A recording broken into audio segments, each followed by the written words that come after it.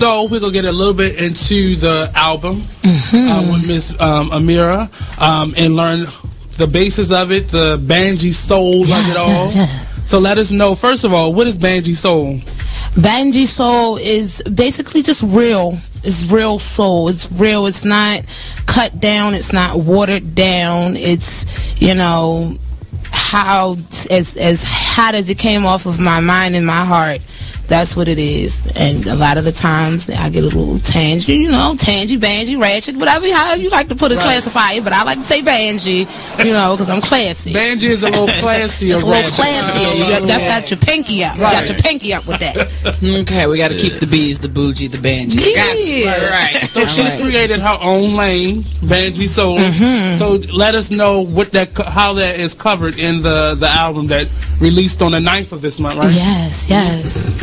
Well, I did it to a number of industry tracks, including like the Beatles Come Together, and I did a Lindsay Lohan joint. You remember the Confessions of a Broken Heart? Okay. And a lot of stuff I aimed to like change the theme that was originated, or just to. It was my therapy. Okay. It was my therapy. So that's why this is a mixtape. Yes. Okay, because you did a lot of remakes. Okay, I got you. The Artist Exchange Radio Show every Friday, 7 p.m. to 9 p.m. Every Saturday, 12 p.m. to 2 p.m. Real artist, real talk, real live. Check out this flashback of the Artist Exchange Radio Show on BeExposedRadio.com. So we're going to get a little bit into the album with Miss Amira and learn the basis of it, the Banji soul of it all. So let us know, first of all, what is Banji soul? Banji soul is basically just real. It's real soul. It's real. It's not cut down. It's not watered down. It's, you know, how as hot as it came off of my mind and my heart. That's what it is. And a lot of the times I get a little tangy, you know, banji, ratchet, whatever, however you like to put it, classify it. But I like to say banji, you know, because I'm classy. Banji is a little classier. It's a little classier. That's got your pinky up. You got your pinky up with that. Okay, we got to keep the B's, the bougie, the banji. Yeah. Right. So she's created her own lane, Banji soul. So let us know how that is covered in the album that released on the 9th of this month, right? Yes. Well, I did it to a number of industry tracks, including like the Beatles Come Together, and I did a Lindsay Lohan joint. You remember the Confessions of a Broken Heart? Okay. And a lot of stuff I aimed to like change the theme that was originated, or just to. It was my therapy. Okay. It was my therapy. So that's why this is a mixtape. Yes. Okay, because you did a lot of remakes. Okay, I got you. The Artist Exchange Radio Show every Friday, 7 p.m. to 9 p.m. Every Saturday, 12 p.m. to 2 p.m. Real artist, real talk, real live. The Artist Exchange Radio Show every Friday, 7 p.m. to 9 p.m. Every Saturday, 12 p.m. to 2 p.m. Real artist, real talk, real live on BeExposedRadio.com. As busy as you are, because they're good at itemizing their time, and they actually have a passion for what they do.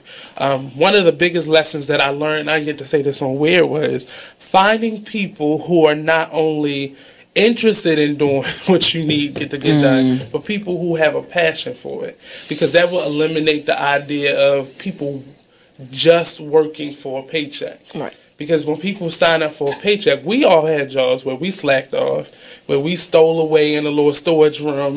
Fell asleep. Thank you. I saw a meme the other day that had Bart Simpson and the little boy with the glasses. I didn't watch the show, so don't be mad at me. Don't send me no daggum messages. The little boy with the glass, Millhouse, that was his name. He's showing him a cave, and it says, when you're asked to show around the new coworker, and it says, this is where I come to cry. Cool. Artist Exchange. The Artist Exchange. The Artist Exchange. The Artist Exchange. The Artist Exchange. The Artist Exchange Live. The Artist Exchange. The Artist Exchange. The Artist Exchange. Starts now.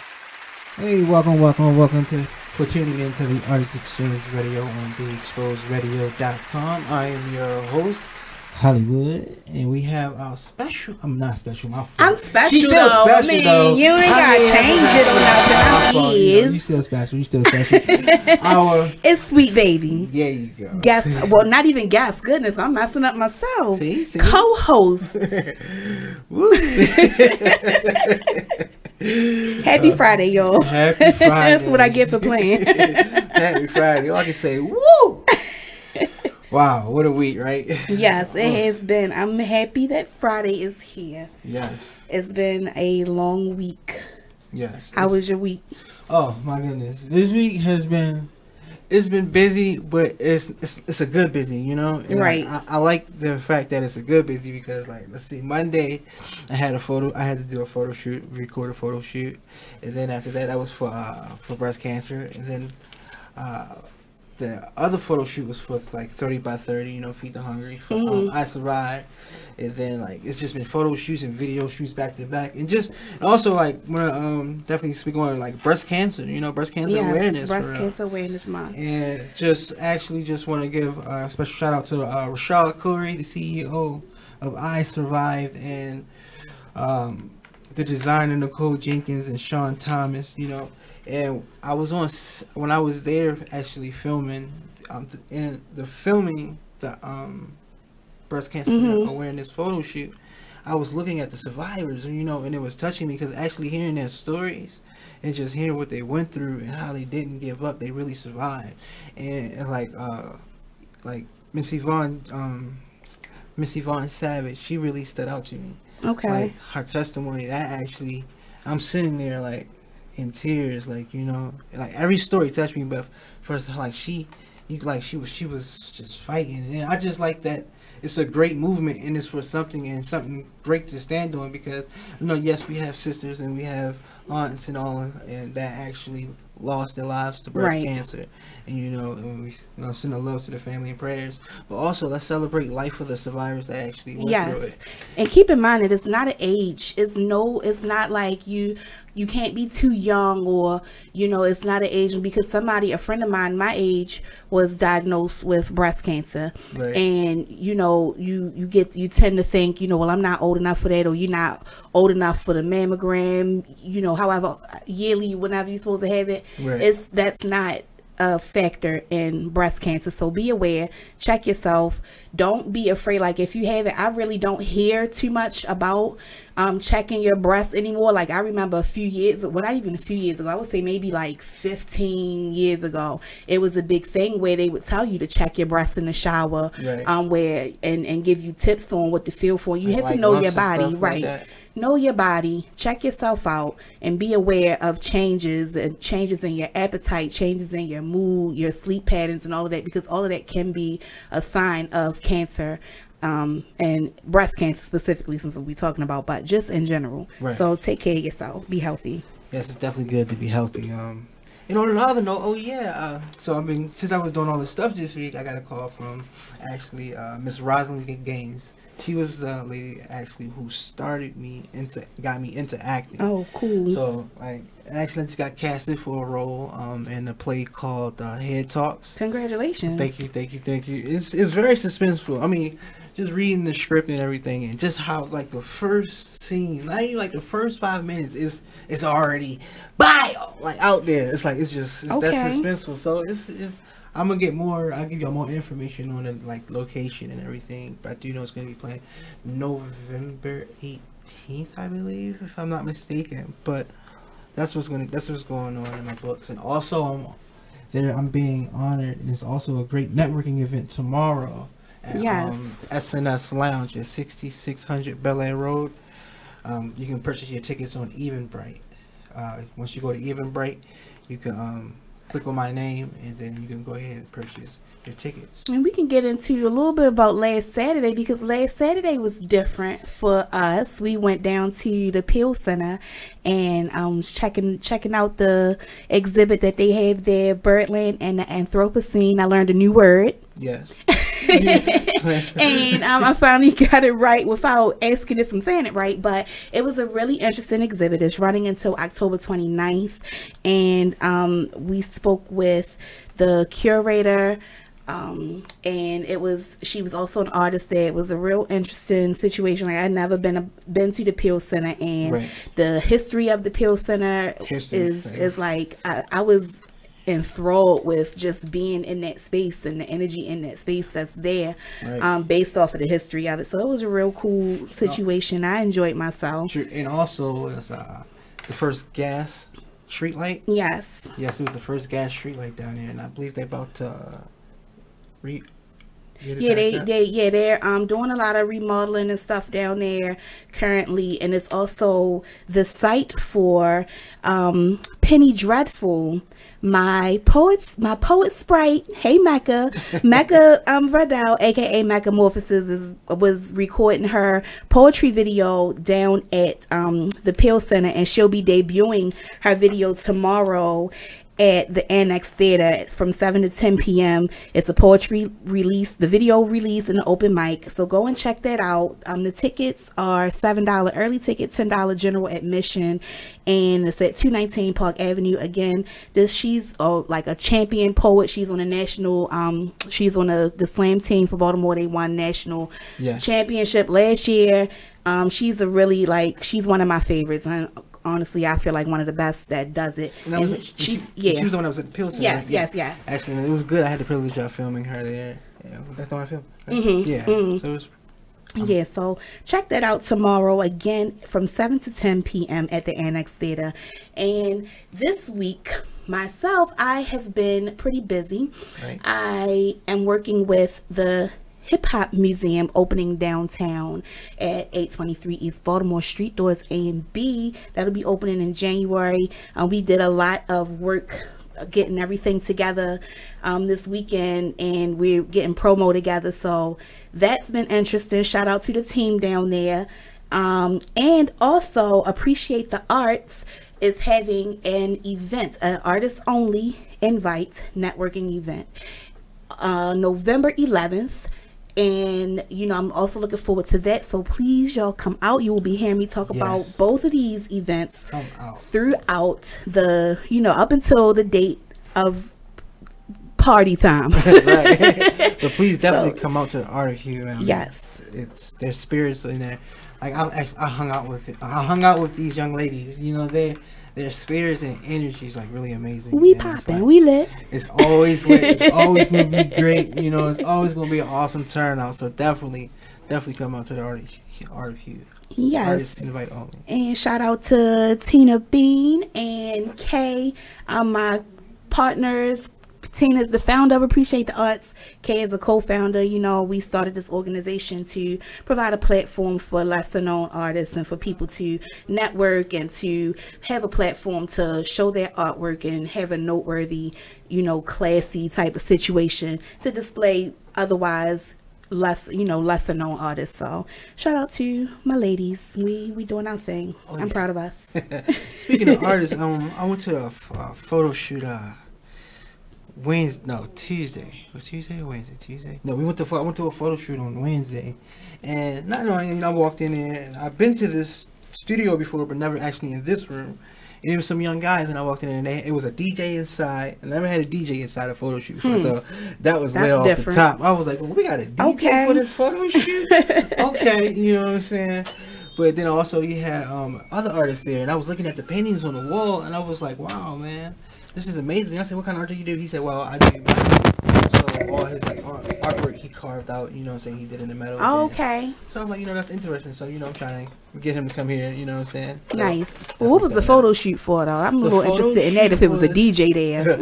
Actually, the photo shoot was for 30 by 30. My friend Rashad Corey, I've been alongside with, partner with for breast cancer and just feeding the hungry. It was actually a photo shoot for that. So, getting the promo going and everything.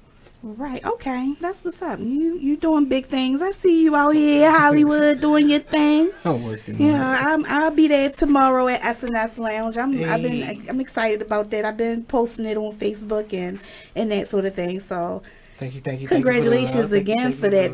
That's incredible. What you never got into, like, what are you being recognized for? Like, you've been talking about it, but I still don't know what it's for. So can you get into that a little bit? It's just like questioning, like Q&A's. It was pretty much talking about how I'm didn't give up, and the things I went through in life, as like just my acting career alone, like the struggles, or like what did I do to get here, and also for people who have actually went through certain situations in their life that, like, no matter, even though you went through it, you still can just push persevere. Yeah. Oh, so we just celebrating here. I'm down. I'm down for the. I'm down for the cause. It's just a celebration of your life. Also, it's networking too. It's also about networking. That's what's up, though. So I'm not gonna be the only one though. It's a few others as well. Okay, so that's what's up. Yes. Good for you, Nate. Keep going. No. He said, "Don't be." I'm about to say, "Hey, brother, how you doing?" I guess he don't want to talk to us right now. He's like, you know what? It's going good. So yeah, and also this weekend coming up, I got I have another event a game night tonight at the Sand Gallery, and then there's also a birthday party tomorrow night. It'll be paint and sip. And it's a little situation. I got a pretty packed up weekend ahead of me. It's just like tomorrow is gonna be nonstop, but I'm ready for it. I'm looking forward to it. Yes. And so yeah. Good. Yes. Everything's coming together, and it's just like, it's a good thing, because I think about it. If I would have quit a long time ago, I wouldn't have been where I'm at today. And I just think, thankful that I'm, still pushed through and persevered through everything. Oh, and if anybody got birthdays today, I know I probably can't know y'all name by name, you know what I'm saying? But I'm saying happy birthday to y'all, you know what I'm saying? Y'all happy birthday. And yeah. And also I want to talk about the ceasefire initiative. That's the date for that is swiftly approaching. November 3rd. I want to say the 3rd is that Friday. Or is it the 4th? Whatever that weekend is. I'm sorry, I don't have my information right in front of me, but the ceasefire initiative, it's that whole weekend. I watched a live video from one of the one of the people that's organizing it, and like he was saying in the video, that it's just the vibe in the city that weekend of the previous one, even though it wasn't technically a successful event because there were some, unfortunately, murders during the weekend, but the vibe in the city, just the love that you could feel, like you could feel it for that first, I think it was almost 2 days that nothing happened, and people were coming together. They was doing food drives, they was doing cookouts and all kinds of different things, and just bringing people together. So another one of those is coming up this November, the weekend of the 3rd. I'm sorry, I don't know the exact date, but it's coming up that weekend. And again, y'all, that's just like, even if I know it's a stretch, but let's just be there for each other, support each other, and just try to love on each other, not just that weekend but all the time, because I've been doing a lot of I'm very introspective. And I always, I think about this stuff, and today, like, I had this epiphany that the truth is the moment that you're in. What else really matters? Like, you can't go back and do nothing about what you did 5 minutes ago. That's true. And you don't know what's going to happen 5 minutes from now. So the only moment that you have is now. So why not use now to love somebody and to be positive and do something great with your life and with yourself and the people around you. So shout out to everybody, I'm working on the ceasefire initiative, and thank you for that. Don't be numb. Erica Bridgeford has a TED Talk coming up this month. I believe it's this week coming up, so be on the lookout for that. I'm looking forward to it. TED Talks is a big deal. Okay. So yeah, that's shout out to everybody that's involved with the ceasefire initiative. Right, and just piggyback off what you said for us, the ceasefire, and you were saying, like, show them love now. And they always say it, I hear saying, they say, give your mother the flowers while she's here. Yes. Because, like you said, anything can happen at the drop of a dime. Right. You can be here 1 second, you can be gone the next. Yeah. So it's definitely like this. We have to cherish these moments and the times that we have with each other, and always show love, because when you show love will come back. There's always gonna be some negativity, but love conquers all. But on that note, we'll be right back with you on the Artist Exchange Radio by BeExposedRadio.com. Hey.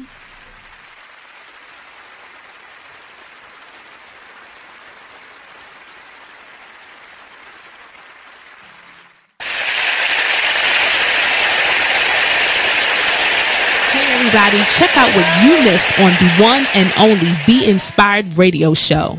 Now, here's one little speech I'm going to give you before I get into the next article. here's what I want to tell you. Still, fear is big business. Fear is big business. I'm not telling you not to be alarmed by what you're seeing. I'm not telling you not to be concerned. What I'm saying is not to buy into the notion that we should be afraid. You should be informed. You should be aware. You should start educating yourself about some things. I don't have the solutions. I don't have the answer. I wish I could say that if you did X, Y, and Z, you might not get shot by the police. I wish I could tell you that, but I can't. But what I can say is just start making yourself aware of what's going on, but don't be so consumed by what you're seeing that you become afraid, that you don't want to go out. Or you become numb. That's a good point, Nate. Nate said, or you become numb to it, like you just don't care. So we need you to just continue to be in touch with what's going on, but educate your family, talk to your sons, talk to your daughters, because it's not just limited to men. We know from Sandra Bland, she was a young woman who was killed. And we don't want to say, we don't know all the details behind what happened. No, the fact is that person's life still matters. They still have rights. They should not just be killed dead before they even get a trial. Okay, that's the point. They deserve a trial at least, but they can't even make it to the jail cell to get a trial to be tried. They're being killed even before arrest. Terrible. So that's my soapbox. Tune in to Be Inspired every Wednesday live at 7 p.m. right here on BeExposedRadio.com. Yeah, this the man that holds it down, Mr. Showtime, D the Boss. Check us out every Saturday, 5 to 7 p.m. Eastern Standard Time, only on BeExposedRadio.com. I'm in a relationship. Mm-hmm. My girl happens to be long distance. Mm-hmm. So with that being said, I beat my thing like it owes me money.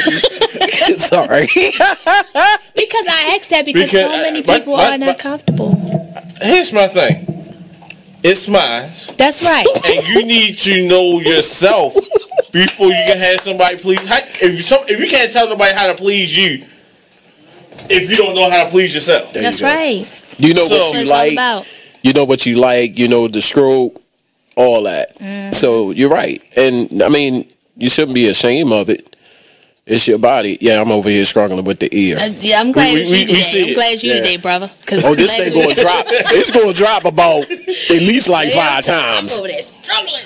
So E.D., do you have a problem with masturbating? No, I don't. I don't masturbate often because I have a fear of going blind. So, yes.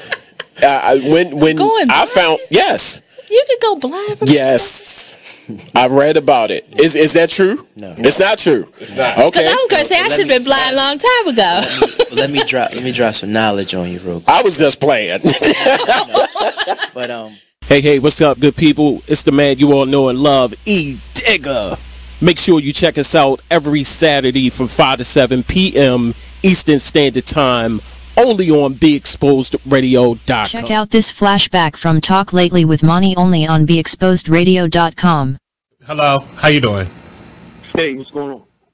Ladies, are you in need of the best quality hair extensions, a cute outfit, or that perfect pair of shades? Pink Ice products can cover you from head to toe, from flawless weaves to apparel. Visit us online at pinkiceproducts.bigcartel.com. We're located at 3000 Old Alabama Road, 119-303, Alpharetta, Georgia. Or give us a call at 470-488-6484. Come on in and check out Pink Ice products today. You are listening to BeExposedRadio.com, the home of Talk Lately with Monty, every Tuesday at 7 p.m. Hey, what's up, good people? It's the man you all know and love, E Digger. Make sure you check us out every Saturday from 5 to 7 p.m. Eastern Standard Time, only on BeExposedRadio.com. Couple minutes left in the segment. Sure. Change is good. Yes. Knowing when to make that change in your life. Mm-hmm. And I think it's important that you know a strategy. You know. You are listening to BeExposedRadio.com. Welcome back to the Artist Exchange Radio. I'm your host, Hollywood. We have our co-host, Sweet Baby. You can call me a special host, and because I'm special. Okay, we got our special host. Yes, that's me. Hey, it's like no, hey y'all. Also, we have Nate. What's going on, Nate? Hey everybody, just a couple announcements. First of all, if you did not know, the Baltimore Music Awards hosted by Damonn K of the Radio on Fire radio station, owner of Radio on Fire radio station, is hosting the music awards in December, and Be Exposed Radio has been nominated for one of the awards. If you would like to, please take a moment and go to Radio on Fire's Facebook page or Be Exposed's page, and you can click on the link, or you can go to our website. I think you put the link on our website as well, and vote for us. If not, I'll post the event on our Artist Exchange page, and just vote for us. Also, tomorrow is the last of the Charm City Direct Radio show here on Be Exposed Radio. I believe he's going to a podcast format, and it'll just be him. Shout out to everybody else who was nominated. He's actually nominated for Best Radio Show. He hosts a lot of music artists on his show, so shout out to Charm City Direct Radio Show. Vote for them as well. And all the other categories, I haven't looked on it yet, but I'll be voting this tonight. I said this afternoon tonight. So definitely take part in that. Also, tomorrow, if you're anywhere in a downtown vicinity, come hours earlier, starting at 8 a.m. Yes. They'll be having a that marathon. And when I say I hate it, they could shut down any other part of this city. My goodness. But why downtown? And not only that, like it's through major throughways in the city that this marathon goes through. No, it shuts down St. Paul and Charles Street. Yes. So those are major, and 33rd Street. Well, it goes up, well, right, exactly. So all of these major streets, like, it's shutting down. So I'm in that category of having to get up at the butt crack of dawn so I can get down here on time. Right. I'm going to see about maybe taking 83 to get down here. I don't even know how well that's going to work. But, yeah, I've been thinking about that because I'm smack dab in the middle of that whole situation. Or Subway. So if you park the subway, right? If you park, could you park over there by bougie, but I don't really public transportation. But that's still affected. That's still gonna be affected from where she coming from. But if you park by like the Giant, and that'll get you down. I'm trying. Greenmount. So I'm a figure it out. I might have to I'm gonna get it together. Greenmount is still open, and that'll get you down this far. Yeah, I had to work it out, but I'm right dead in the middle of that whole situation. And it's the dumbest thing ever, and I don't blame this on our current mayor, but I blame the current mayor for not saying, "Hey, let's put this in one of our major parks, or somewhere where the whole city isn't going to be shut down." Right, because a lot of people losing business too, as well. It comes up, whatever that street is that leads into Montebello, Lake Montebello, and they drug up that street. They come around Montebello, so that means Montebello, you can't go through there, so that's cut off. And then it goes down 33rd till you get to St. Paul. Yeah, and it comes down St. Paul Street. And go down Boston at all? Towards Boston Street. That's a 26-mile marathon, right? I don't care where it is. I'm very annoyed by it. Yeah, luckily, it's an inconvenience. To Morgan, it wasn't affected because last year it coincided with the book festival, so you could not get from south to north or west to east if you were going in that area, and it really shuts down like traveling, and you have to go out of your way to do it. I think me getting from I live in Charles Village, so from me getting from Charles Village to Morgan, it took me probably 45 minutes. And we went up to 33rd, went all the way down 33rd to Montebello, had to come back down, come around, get on Greenmount, and come back down to 25th where I started, and That's then crazy. ended up having to come all the way down to Penn North and get on 83 and go all the way up to Cold Spring and get off Cold Spring and go across. Like, Yeah, it it's was a the lot. worst. And I hate this city because it does dumb stuff like that all the time. I like you, Baltimore. You just dumb. I know. Yeah, you do dumb stuff. Like, I mean, even the people who want to organize that, why would you want that to be so everybody see you running? That's your point? I think so. And I just get it, like, you know what? I'm going to start running too. I'm going to run today with them. No, it's not going to do that. It's going to annoy the hell out of people and really set stuff back. So I'm one of the people that's campaigning for this race to be put in Drill Park. They can run around Drill Park. Like, Drill Park is huge. Bad girl, as Val Tomlin said, put it in Leakin Park. Right. That's my aunt. Thank you, Aunt Val. She understands. Aunt Val, you funny. She lives over there near where you are, Hollywood. Like, it's just annoying. Like, it's really for nothing. Like, I understand it's a cause. Okay, it's a cause. What is it for even? I don't know. I It's don't just know a what marathon. it's for either. Like, I they don't just, know. and it's every year. Who are they raising money for? Where's the money going to? Like, where? That's what the type of stuff that I need to know. Like, are they paying for the streets that they're walking down or running down? Like, what is? Because it doesn't only affect the streets that they're walking on, but the cross streets. Right. So if you're already you really parked can't get there, through. you're screwed. Yeah. Like, you really are. I think you can't park on there to not think. You have to be moved by like 7-something tomorrow.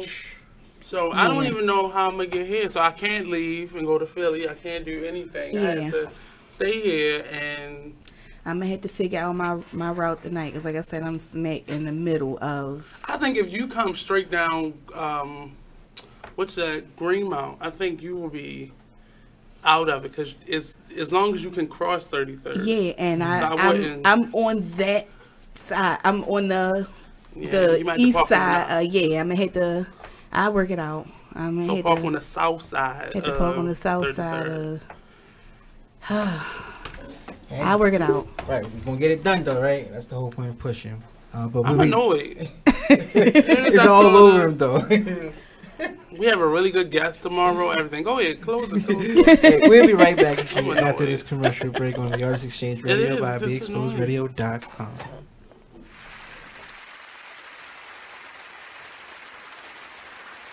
Ladies, are you in need of the best quality hair extensions, a cute outfit, or that perfect pair of shades? Pink Ice products can cover you from head to toe, from flawless weaves to apparel. Visit us online at pinkiceproducts.bigcartel.com. We're located at 3000 Old Alabama Road, 119-303, Alpharetta, Georgia. Or give us a call at 470-488-6484. Come on in and check out Pink Ice products today. Man, it is what it is. Man, it is what it is. Well, it is what it is. This Fly T Miles, also known as Tyree Miles, and Mr. Miles the writer. Hip Hop K, check us out every Friday on Be Exposed Radio at 9/11. Coming to y'all soon. It is with great pleasure that I welcome you to today's graduation ceremony. Students, when you hear the reason or reasons for your absences throughout the years, please exit the auditorium without your high school diploma. Once you've exited, remove your cap and gown and proceed into the unknown. Too tired. Family trip. Part-time job. Helping around the house. Sick day. Starting the holidays early. Just because. Starting in the 6th grade, students who miss 18 days or more of school in a year for any reason will fall behind and risk not graduating high school. How many days of school has your child missed this year? Absences add up. Keep track at boostattendance.org today. Brought to you by the U.S. Army and the Ad Council. You are listening to BeExposedRadio.com, the home of Talk Lately with Monty, every Tuesday at 7 p.m. Check out this flashback from the Artist Exchange Radio Show. That's the biggest thing, is just empowerment. Just get off of the begging line. Just be proud and just get our pride and our dignity back, because as a child, we're taught how to go and beg for a job. Our parents, they literally taught us how to make sure you pull your pants up. Me, I'm 6'7", so I'm a bigger man. I was always taught how to not be threatening or intimidate people when I go into different interviews or different scenarios. And so we're literally taught how to condition ourselves, condition our speech, everything, in order to go and beg these people for a job, because we know when we walk in the door, I have to tear down 10 stereotypes before I get past hello. So we need to eliminate that. You know, and we need to eliminate that, and the way that we do that is employing ourselves and employing our brothers and sisters. And so that's our mission. You are listening to BeExposedRadio.com. Welcome back to the Artist Exchange Radio. I am your host, Hollywood. We have our co-host, Sweet Baby. Happy Friday, everybody. Happy Friday. Happy Friday, though.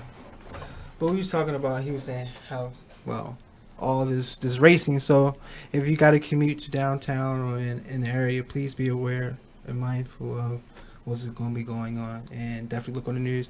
Make sure y'all can plan accordingly.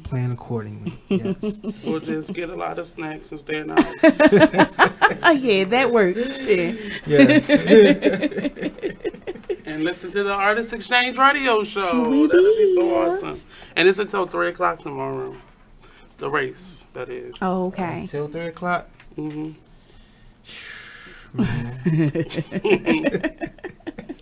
Well, at least it'll be clear. Well, no, I'm gonna be out. I'm gonna be out all day tomorrow. I just finished saying it. I have event after event after event after event tomorrow. I know, that was the time. Like, oh, and I didn't mention Free Fall Baltimore. For the fall, like it's so much free stuff. If you got a boo or a bae or your kids, or you want to take your grandparents out or your parents or whatever, it's so much free stuff to do around the city. Check out freefallbaltimore.org. I was on there earlier, and there's a few things I want to go to myself. There's a few things at the BMA, which is free most of the time, I believe, but they have a lot of like special exhibits there going on for Free Fall Baltimore. So check out the website freefallbaltimore.org and see what else they have going on that you might be interested in, because you ain't got no money, it's okay. It's a whole bunch of free stuff to do around the city. Just don't go through downtown and 33rd Street, because you're gonna get stuck. Wrong. Well, the light rail, public transportation is set up where they should already know this, but I'm annoyed. Go ahead. Well, our guest for today, Mr. Nobles, he's a musician and artist and graphic designer. He explores relationships between memories and culture, using his own childhood as a case study. His use of bright colors, flat shapes, and characters from the 90s and early 2000s cartoons in his paintings and digital art create works that are playful and expressive. Artists such as Couser and Pharrell inspired him to explore different forms of expression, including music. I try to approach my music the same way I do my visual art, by starting with a colorful palette, then trying to build the sound from there. He explained his approach to art has helped him develop his music and visual art in a way where both mediums feed off of each other. In 2013, he founded Mad by Nobles, a media and design company with fellow Baltimore artist Ivray. Mr. Nobles, I know I messed up his name, Avar, I think it's Avar. Mr. Noble's art carefully balances the exploration of new ideas with the warm nostalgia of childhood. You can find him on Instagram, Twitter, and Facebook at Mr. Nobles. Instagram and Twitter at Mr. Nobles, and that's Mr. MRNOBLS, and Facebook at Mr. Noble Art. Yes. So he'll be joining us shortly. I see the topic is planning properly prevents poor performance. Alliteration that just touched my little writer's heart right there. Okay. This summer really gave me a crash course. Yes, in literature. Planning properly prevents poor performance, but that is true. And coming from a procrastinator, I am that. I will put stuff off until I can't put it off no more, and it's not the best way to be. And so this is a heck of a topic. Planning properly prevents poor performance, because it's true. But to say you're a procrastinator eliminates the idea that there are deadlines, yes, but the speed of your work is not determined by how much you get done. It's just figuring out, I can do a little bit here and there, and just a little bit. If every Thursday I do this until the project is finished, or you plan backwards to that due date. Procrastination just slows you down. But if you set a schedule, you can do a little bit instead of trying to conquer or bite the whole thing. I'm trying schedule. I be trying to operate like that. It never work out for me. Like, I be having stuff planned out. Like, I'm gonna do this, I'm gonna do that, I'm gonna do this day. Like, I really actually have my whole week planned out. And then when the time come, I be like, I'm gonna go here. I can wait. I'm gonna do it at this time. So I'm trying to push past that. And doing that, you still you have to take little bites. Instead of looking at your whole week every day, look at that day. So you've already planned it out, but look at that day. Start with that, because looking at the week was like, oh my God. I don't even look at that day on that day. When you start looking at the week, you do this thing where, well, if I just do this and this on that day, then I could be cool this day. No, don't do that. I have poor time management. That's my issue. I have horrible time management. Like, I don't know why I think I can conquer the world in 5 minutes. That's why break it down. You could if you broke it down. That's why I invested in that calendar. I was like, you know what, man, I got so much stuff piled up. I don't know what to do. It's gonna be time here. I'm like, just start writing it down. Like, most places that I've worked, or most of the classrooms that I've been in, my students are really annoyed, or people that work with me are really annoyed, because I always stop and look and see if you wrote down what I just said or what we just talked about. And I get annoyed easily. I'll just put that out there. But only because people cannot remember anything. And I work with a lot of artists, so artists don't remember. They don't. I don't care how creative your mind is. You don't remember everything, and you have to write it down and really start doing this, writing it out, literally writing it out. Putting it in your phone does nothing. It does nothing, because we sleep through alarm clocks nowadays. Listen. Nobody can get up through an alarm clock. I know I can't. Right, so you have to really because the method of you actually writing stuff down puts it in your mind. Right. And saying it out loud, that helps you to remember things. And I'm an actor, so remembering lines is about repetition of the line, not necessarily just hold it in your head, but the repetition of you saying, writing the lines, or actively doing it helps you to remember. Right. But if you just focus on, so I haven't been out of the house since Monday. Wow. Well, I left out yesterday, and when I got back to Baltimore, yesterday it was the first day I left out the house. And I went to the market, and I talked to my mother, like, briefly on the phone. But I go through these spouts where I don't talk to people, like, on the phone. And some of my friends get annoyed by that, but that's my self-care. I'm always helping others. I'm always doing for others. But sometimes you got to, like, quiet some of that. Some of that procrastination comes when you're answering the phone for other people, or texting, or, like, playing a video game, or... I get absorbed in researching a lot. So a lot of times I'm researching and I get caught up in that. And that becomes why I'm late, or why stuff didn't get done. And then you look back over the course of those couple of days, but how much did you get done, in those days? So I always say on Thursdays are the days where I normally promote and market stuff. And Wednesdays are like my jewelry days. Tuesdays are like the day that I dedicate to what guests do I want on the show? What opportunities do I want to embark on? Monday, if you look at the Artist Exchange, any of the platforms, there's this thing I do each day that's dedicated to getting you just focused on one thing. Right. Friday is more so just giving back. and just, you know, shouting out an artist or, you know, supporting a business, so on and so forth. And you just post that one thing. Don't worry about everything else you got to do. But this, and then every week, every day of the week, you have one thing to focus on. And as time goes on, you're able to add things to that. So I'm going to focus on these two things. And then you wind up doing all those things overlapping each other each day, but you're kind of itemizing things and kind of breaking them down to what do I have to do now. And it really has helped me to get organized. And sometimes you got to shut that phone off. You know, you got to just get to your basic stuff. And just, you know, I know because I work for myself, everybody can't afford to do things the way I do. But you have to sometimes take those moments and be responsible about what you have to do. Like, don't just shut yourself off from things and responsibilities. If you somebody's mother or father or, you know, employee, you still have to focus those things. But I find moments in those, like the last couple of days, I still did everything that I had to do. I just didn't talk to people on the phone. Now, my mother called me like 3 times, and I was like, I know she's going to come visit me if I don't pick up the phone. So I'm going to answer this phone, and I'm going to call her and just spend a couple moments on the phone. I'm like that sometimes too, because I get to like, I have these days, I'll just go in my room and I'll turn my laptop on and I'll play this pineal gland, something that's in your head, and it just like relaxes the mind and just help your thought and meditation music. And I just sit in my room and I just sit and meditate, and I just pretty much work on me, you know.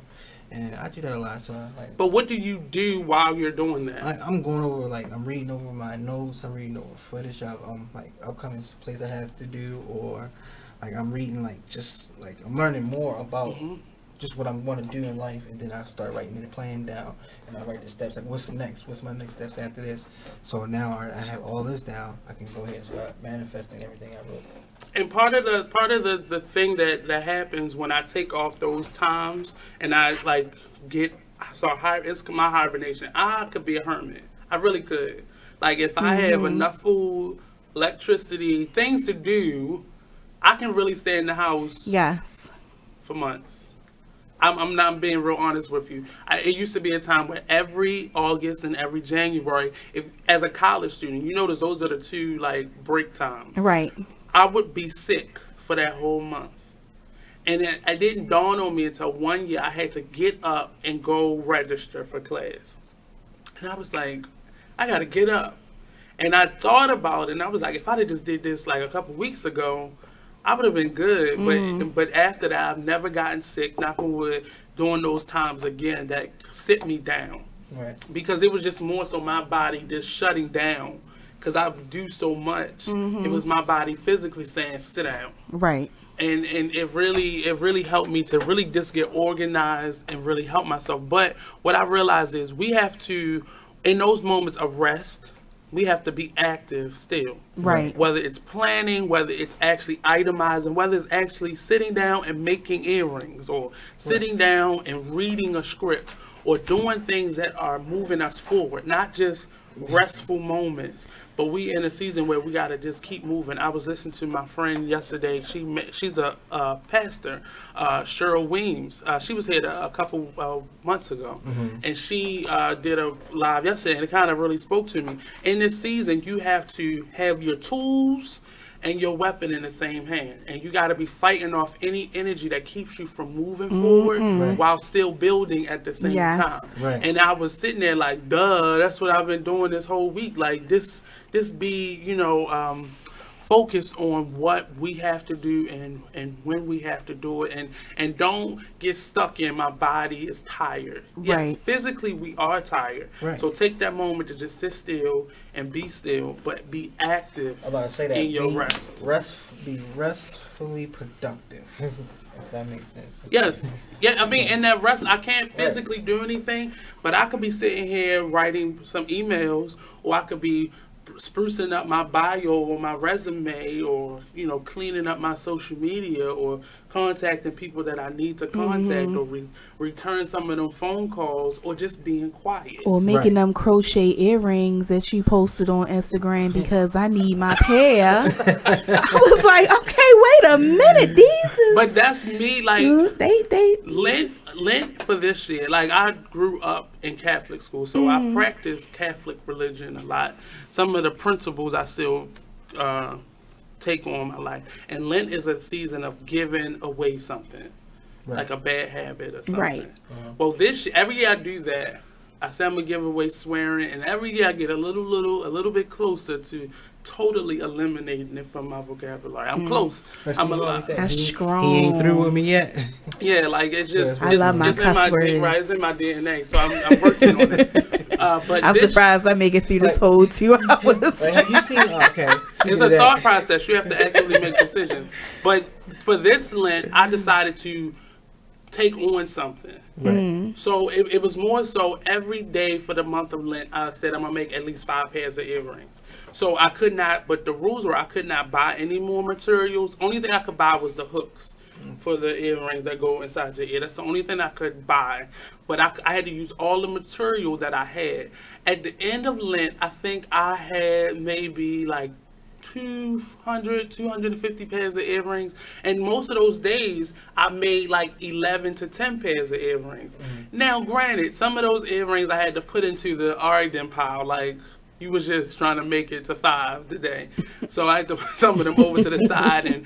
But those were starter pieces. So the pieces that I'm working on now are like taking those pieces and making them into something. Right. So I made a whole line of jewelry, like earrings that were just, more than what I thought I could do. Right. From materials that I was like, nah, I don't feel like using these. I bought all these pieces and I'm not using it. But like the crochet earrings, just make something. If you make something, if you are active, you create something every day of your life. And it'll just be stockpiled. Right. Or stuff that you can go back to and rework when you look at it again, but you'll have something to start from. Right, like stock footage pretty much. Right. Just keep, don't have too less, always have too much, so you can always, go ahead. Exactly. Read as many plays, or create dances or poems, or do something. I did. Don't have idle time, and that's what a lot of people's downfall is. They have idle time, and the next thing you know, you're doing something you had no business doing. Oh, wait a minute now. Getting into the let me tell you something around here, but it's like no. We'll be right back with you after this commercial break on the Artist Exchange Radio.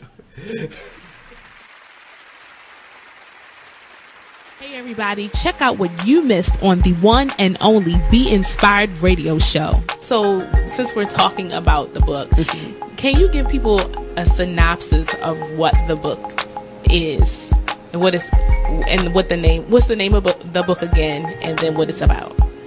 The name of the book is From Trial to Afflictions, more than one, because there were more than one afflictions. Yes. The book is talking about, actually, it's my life story.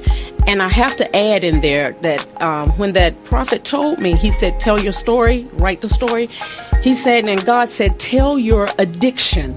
Now, see, I'm not going to tell the addiction because you have to get the book to read it. But it was about deliverance. It was about all the, trials and tribulations we go through. People that come into our life, even people that come to try and break you down or draw you down so that you can't stand for God or worship Him through your situation, because that's the adversary using them. We have to know that. But through it all, I was still praying and fasting. I needed help from God. I really did. I needed help from God to see me through. And for anyone that's going through it, I say that this book is about different afflictions. Yes. Going through them, how you get through them. And I had a sister pushing me too, praying for me. I thank God for that again. Yes. But it also talks about deliverance. There is deliverance in the process. Yes. And you have to be willing to see yourself first, to know that you need deliverance. Tune in to Be Inspired every Wednesday live at 7 p.m. right here on Be Exposed Radio. It is with great pleasure that I welcome you to today's graduation ceremony. Students, when you hear the reason or reasons for your absences throughout the years, please exit the auditorium without your high school diploma. Once you've exited, remove your cap and gown and proceed into the unknown. Too tired. Family trip. Part-time job. Helping around the house. sick day. Starting the holidays early. Just because. Starting in the 6th grade, students who miss 18 days or more of school in a year for any reason will fall behind and risk not graduating high school.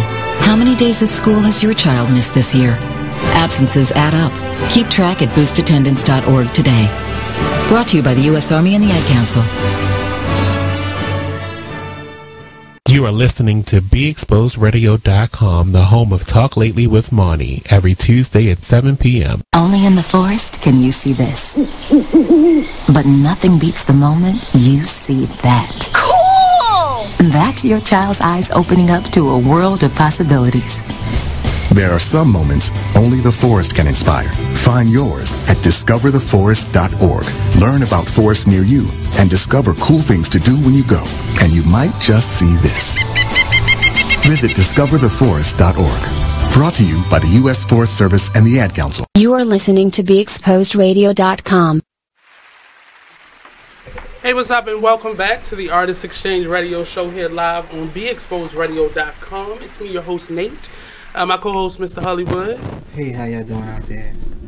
You're just weird. I have to do it. You and know I have we to do have it. Miss Sweet Baby. Won't you be my... Okay. Okay. Psych, y'all. I'm just playing. Purple hair brought out You want me hitting flavor those? fire. Let me get my vocals. Bring his mic down a little bit. His mic down. Let me get my vocals. But we have two phenomenal guests. I've been one of our guests, Mr. Nobles. I've been going through your pages, and I love your artwork. I'm gonna have to get you to make something when I get a couple dollars to be able to afford it. Shout out donations so I can buy some of Mr. Nobles.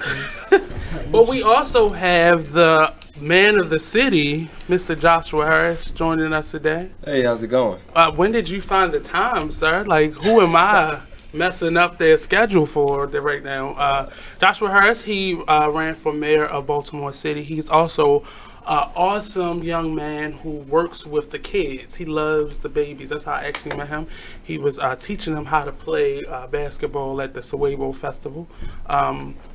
So I'm gonna start with Mr. Nobles and then come back over to you, Joshua, and to let the people know who you are, what you do, all that jazz. Bring the mic a little bit closer to you. So my name is Mr. Nobles. I am a graphic designer. I'm a producer, a rapper. I do visual art, mostly digital art, but I do dabble in painting as well. From here, was born in Fayetteville actually, but from here, and just like to keep myself busy, experiment, do a lot of different things, try new things in terms of art and creativity, and just, you know. So you're a visual artist and musician? Yes. I was reading we read your bio out loud a few minutes ago, and a lot of your stories come from a personal place. Yeah. Was that purposefully, or were you just, I'm gonna just be my own muse? I think it's just more so being my own muse, and then some of it was just certain things, because a lot of the inspiration is actually from like childhood experiences and stuff, just stuff that I was interested in, cartoons, things like that. That's where a lot of my inspiration comes from. So it was just more so being my own muse and just continuing to like the things that I liked when I was 7. That's really what it is. Just kind of trying to stay in that like sandbox, like that kid sandbox, and just, you know, keep playing. And I think some pretty good things have came out of it. That's what's up. And Mr. Harris. Mm-hmm. I'm sorry, I don't know what I was right. thinking. How you doing today, sir? Tell us who you are. I'm good. It's been a busy day. I'm a little tired, but I'm good. Working. There's always work to be done.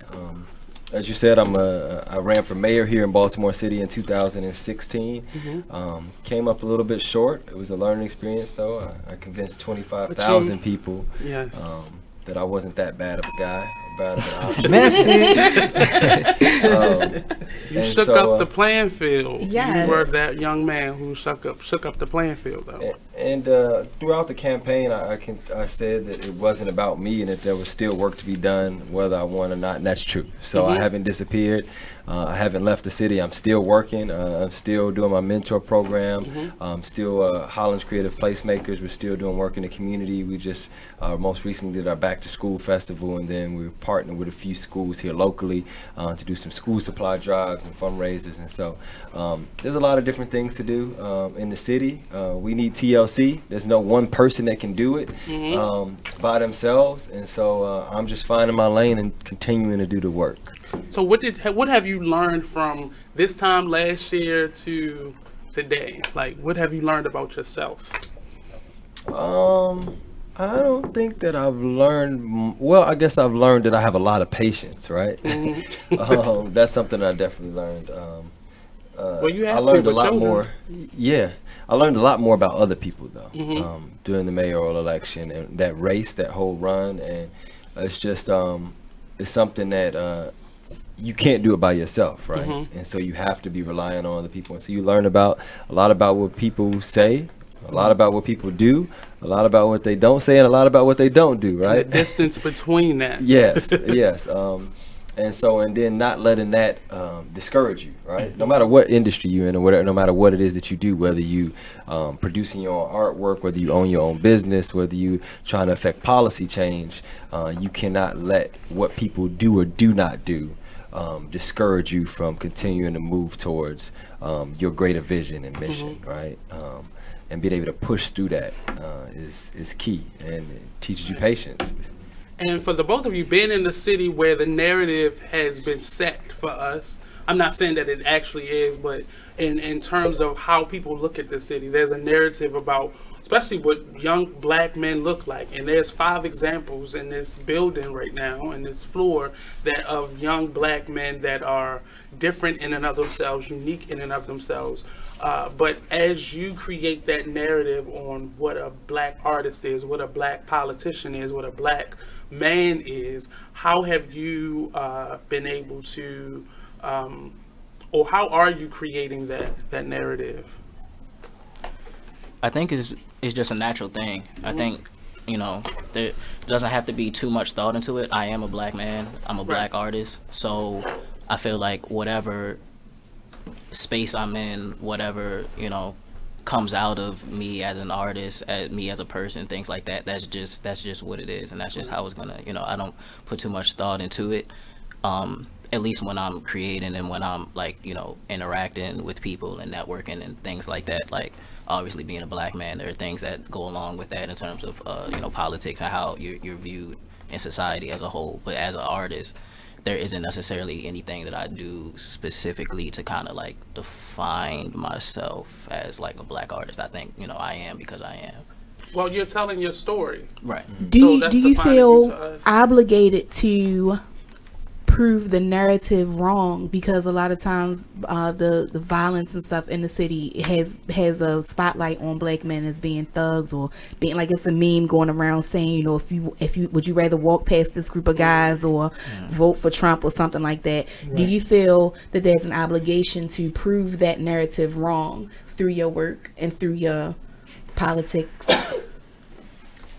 I do. I'm not even gonna lie about it. I absolutely do. And so for me, it was I had an experience that really like slapped me in the face and was like, wow, I didn't have a real understanding of the magnitude of imagery and how far it can travel. I was actually living in Norway at the time, and a friend of mine grew up on a small island on the west coast of Norway called Stord. And so she took me to visit her family, and we had to take like this boat, the ferry, to get to the island and stuff. And they had never seen a black person, let alone a black American, right, like in real life. And so she was introducing her family, and her brother, as we introduced ourselves, he said to me that he was surprised that I wasn't wearing nigger jeans. And why don't black people in America speak proper English?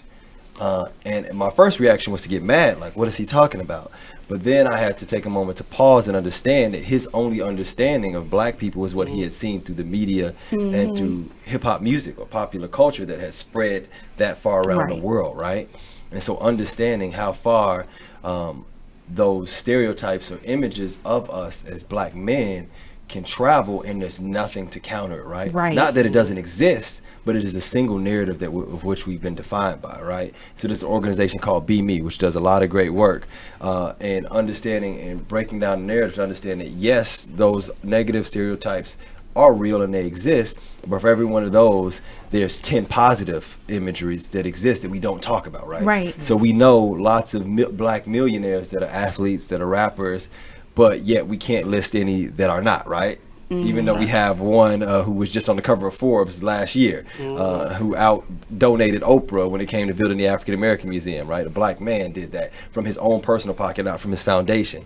And we can't list these people in these positive images of black men. And so Be Me is dedicated to really reshaping the narrative through showcasing those positive stories. And for me personally, ever since that moment and that interaction, I realized how important it was for me to make the decision to counter those stereotypes, right? And to make sure that I wasn't perpetuating those images that are already ingrained in the world and people's perception of us. And so that is something that I feel the pressure of every single day. It's not fair. Should I be able to just be me?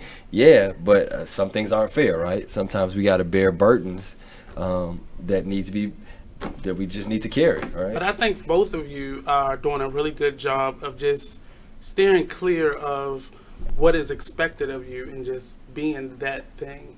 I've watched you through your run for mayor, just be you, like regardless of what was said or what was done or who it was that they wanted you to be, you maintained that, and I commend you. And then looking at your work, I definitely see your story. Like it's tough not knowing you, but it's clear in just watching your work. I haven't got a chance to listen to your music, but watching your work and your social media presence, it really is a straight line in terms of who you are and what it looks like. We're gonna take a quick break. We'll be right back here on the Artist Exchange Radio Show with Mr. Nobles. Am I saying your name right? Please tell me. Thank you. I was hoping. And Mr. Harris, Mr. Joshua Harris, when we return to the Artist Exchange Radio Show, only on BigExposedRadio.com.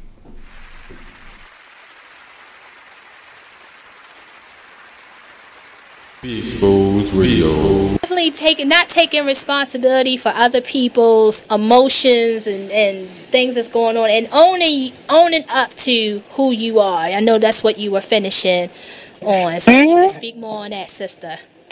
Yeah, just making sure, because at the end of the day, what happens to us, especially women, we're nurturers. So by life, we tend to want to, I call men projects, like fix-me-uppers, people that come with issues. And for some reason, people, we all have issues, but people who want you to help them through their issues, So we take on projects because we get to the point to where we're like, okay, I just want to have somebody, as opposed to the quality of the person that you're getting. And then we start to own all of their issues, and we start to feel bad because things are not progressing the way that we want it to, and that's not fair to us. So we can't own somebody else's stuff. If somebody's not ready when you meet them, that's not your fault. That's theirs. It's their loss. You see what I'm saying? Hey, what's up? It's the man you all know and love, E. Digger, the host of the Charm City Direct Radio Show. Make sure you catch me and my crew every Saturday from 5 to 7 p.m. only on BeExposedRadio.com. It's time for flashback. Now, I'm not going to say all Aries don't know, but it's just the one you had. That was just a long line, But it's always something that you can go ahead. So can you recollect any signs that you might like? October 15th or 16th. What is that?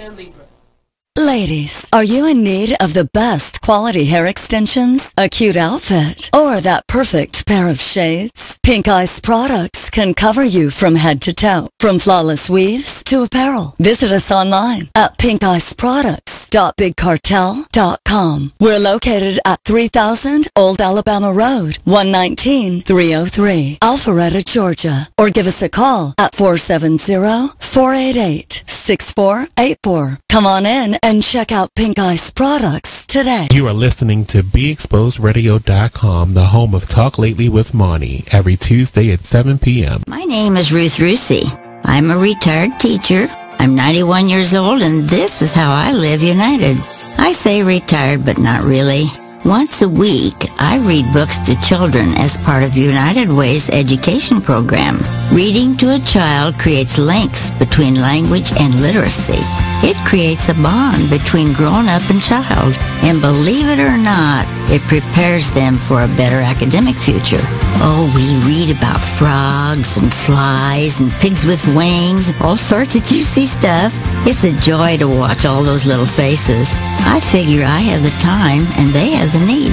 And I've always believed that if we're not here to help each other, then what are we here for really? My name is Ruth Rusey. I help kids prepare to succeed in school. So I don't just wear the shirt, I live it. Give, advocate, volunteer, Live United. Go to liveunited.org. Brought to you by United Way and the Ad Council. My name is Meera Batra. I have been in this country 32 years and this is how I live united. America has always been the land of promise, and in my community many families have come for a better life. Coming from another culture myself, I know the desire to become part of a community, to feel at home and to gain the tools for our children and families to succeed.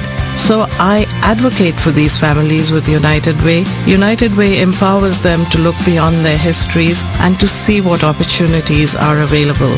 We help them get involved with their kids' schools, network within the community, and when we do, we unite them. We make the community stronger. What I do is something I wish someone had done for me, and I am so grateful I am able to.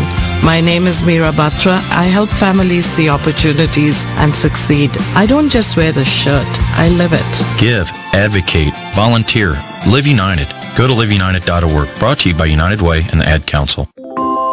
Keyboard Cat, Hamilton the Pug, and Toast Meets World. These are some of the internet's most beloved pets.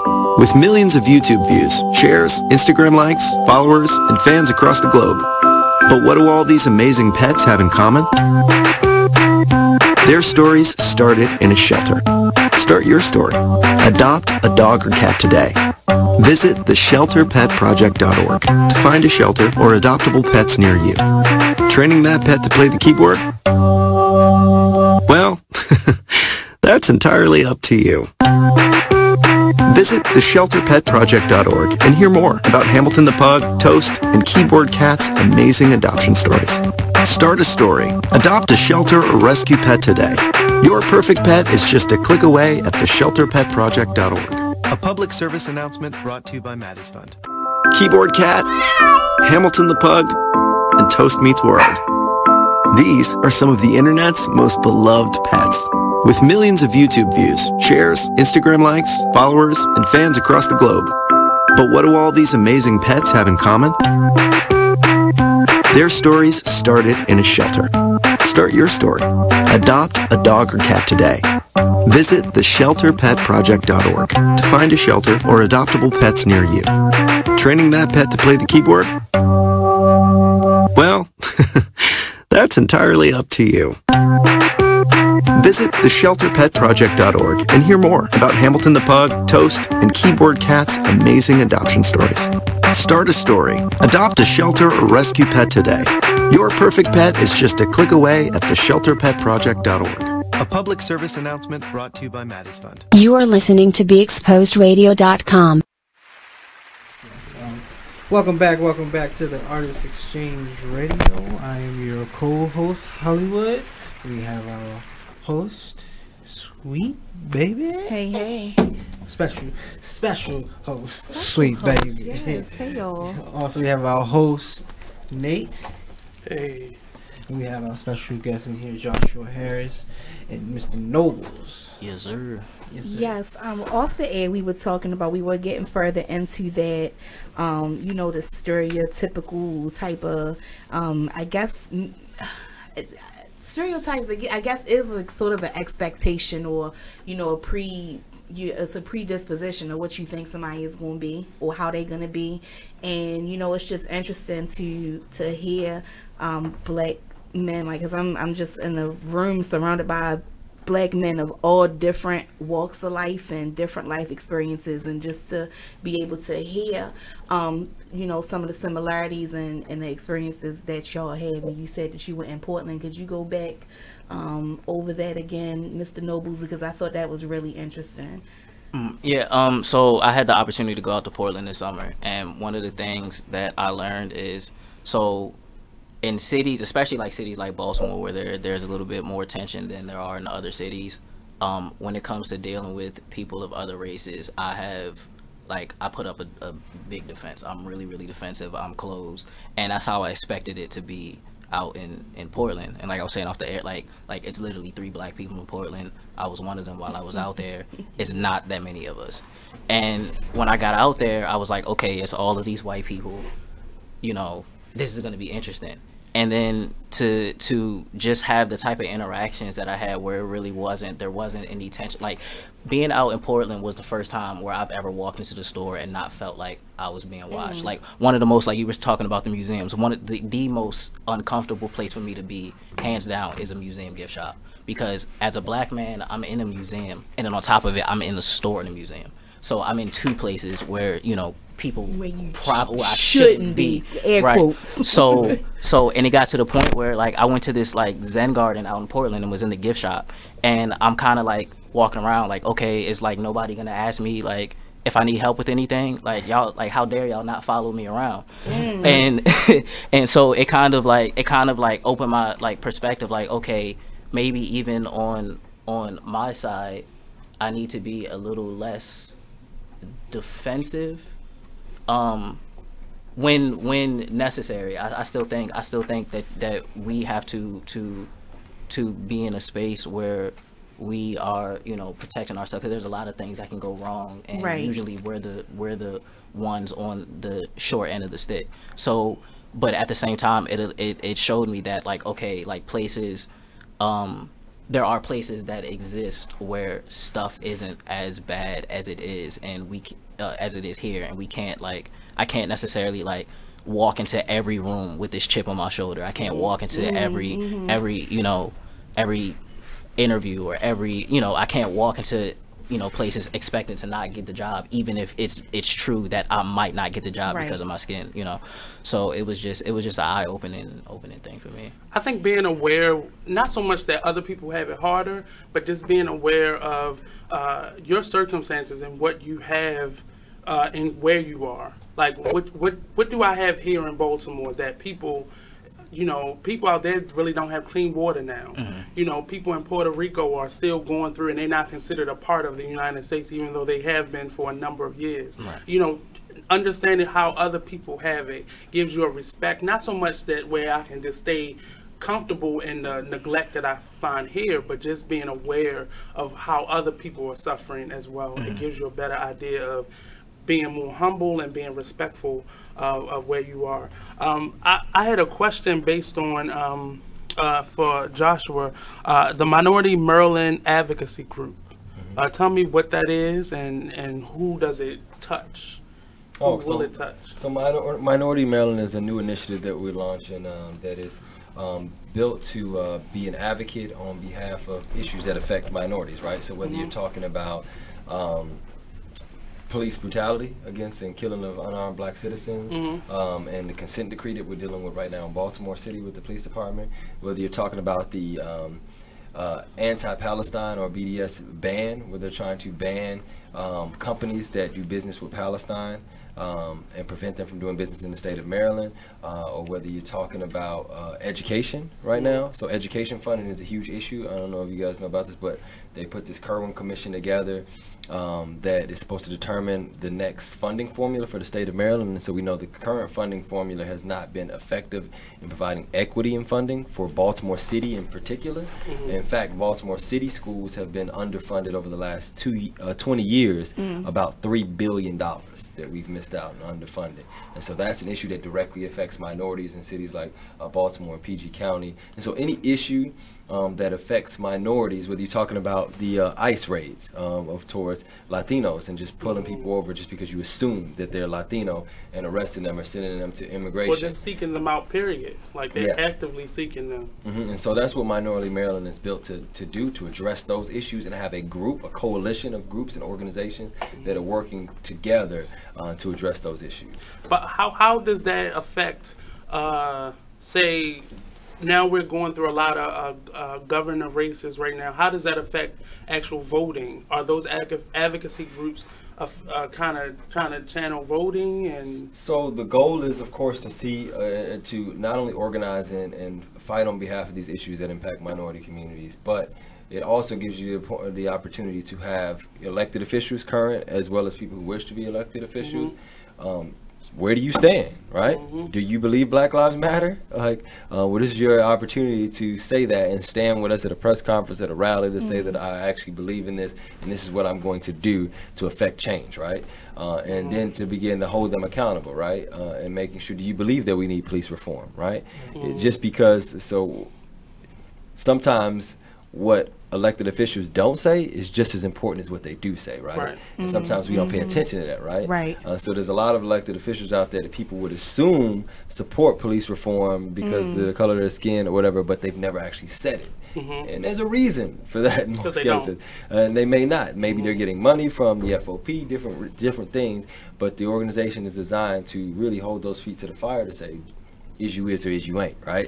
But how will you keep this group from becoming just another special interest group, the status quo of what a special interest group is? Well, you put people in place to actually run the organization that are committed to advocate on behalf of minorities, and not, this isn't about getting people elected or elections. This is about advocating on behalf of the issues, and you get organizations that are truly committed to those issues to sign on board as partners, right? So it's a coalition of organizations and people who are committed to a greater cause. And so that's what his focus is. This isn't to raise money for politicians. This is something that we should be able to find intersectionality, right? I mean, women issues are minority issues. So that's another one that often gets swept under the rug and doesn't address the fact that women are paid, well, white women are paid 70 cents on the dollar for every dollar that a man makes. Black women is closer to 64 cent on the dollar, and Latino women is closer to 59 cent on the dollar, right? So these are issues that are minority issues that need to be addressed, and people should be able to work together, regardless of your party affiliation, regardless of who you voted for in an election. One or if not all of these issues are impacting your life in some way, shape, or form, right? And so that's the goal, to really begin to do work and pull organizations together that can support each other in that work. There's no reason that the only organization that works on Latino issues in the state of Maryland should be Couser, right? Why shouldn't other organizations support that, right? And vice versa. There's no reason that the only organization that's working on bail reform, because it largely impacts African American communities, is LBS, right? They shouldn't be the only organization that's addressing that issue. We have to put coalitions together to work together and support each other consistently, not just when something arises, but consistently have a partnership.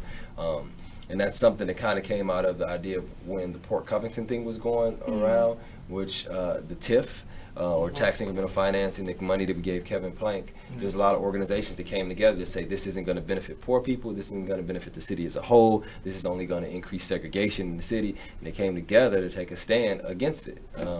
And that's something that has to be ongoing and consistent so that we are prepared to mobilize when we need to.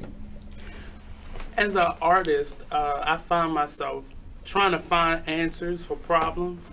And I'll ask you first, young man, is in you telling your story, how does what's going on around you get funneled into your work outside of your own perspective? So how many other people's perspective do you take into account when you're creating? I think it depends on the work. It really depends on the work.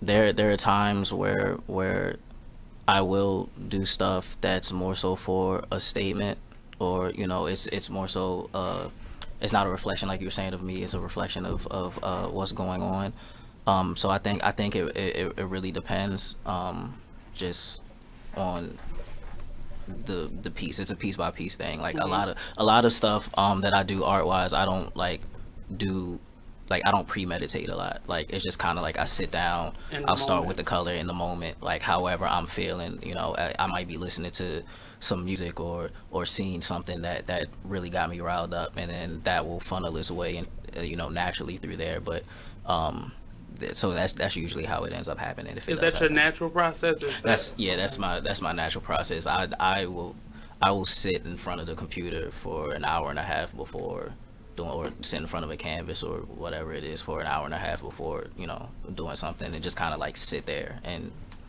you know, just see where things go. As far as that, what's some of the struggles that you face being an artist? Or same question for you as well. I would say the biggest thing, and it's not only as an artist, but as a graphic designer, as somebody that does branding and works on the corporate side as well, age has been actually the biggest barrier for me. Yours or theirs? My age, because there are a lot of times where I'm in meetings with businesses who want, you know, full branding packages. They want websites, and we're talking, you know, real money. We're talking, you know, they want to see results, things like that. And you know, you go into this meeting and then you see this you know, kid in his young 20s, you automatically assume he doesn't know what he's doing. He doesn't have his business together. And I think that's one of the biggest struggles that I've had over the last 2-3 years in terms of the art. Do you think it's your age or just simply what you look like? I mean, I think what I look like definitely plays a factor into it. But I really think it's more so an age thing, because I have friends that are around the same age as me who look completely different than me, that go through the same problems. I think it's more so, I don't even know if I would say it's a generational problem. I don't know if it's like a millennial thing, but it's definitely something in terms of age on the business side. I'm not sure how much it affects the art side, but definitely on the business side, that's been the biggest. That's why I usually only wear suits. I deal with the same, or dealt with the same thing. Although now I've earned a few gray hairs since the campaign. I didn't have these last time we was on the show. These all came after the election. Through it. Was that because you weren't the youngest person running for mayor either? No, I was the second youngest person. Yeah. But it really, did you find that to be true when you were sitting on those panels? Well, you know, it's interesting because it depends, right? So 18 to 35 years old is the majority of the population, no matter where you go. Mm-hmm. But they're the least likely to vote. People that vote, particularly in Baltimore City, are black women, 45 to 65 years old, right? Wow. And so if they don't see your age or don't like your age, that becomes problematic. And so having to showcase that just because I'm young doesn't mean I don't have the experience or the understanding to bring solutions to the table, right? And so that was definitely a reality, a battle. And I think that one of the things that helps overcome that is, and I'm sure as an artist, is having people see your authenticity through your work, right?